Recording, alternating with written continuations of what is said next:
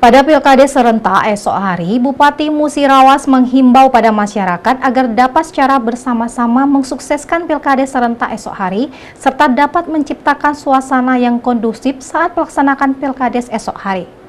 Bupati Musirawas Ratnah Mahmud menyampaikan, terkait dengan pemilihan kepala desa serentak yang akan dilaksanakan pada 8 Maret 2023 esok hari.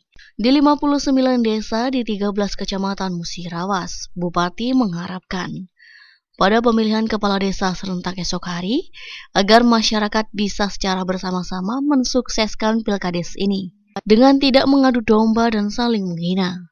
Dan Bupati mengharapkan kepada masyarakat agar dapat menciptakan suasana kondusif saat pelaksanaan Pilkades serentak, guna untuk mempererat persatuan demi kemajuan desa.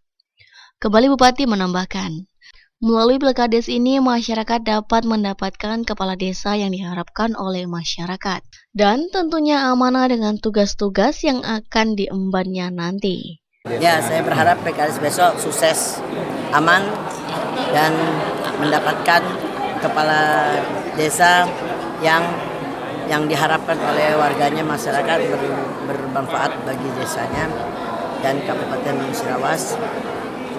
Tim Liputan Silam Pari TV.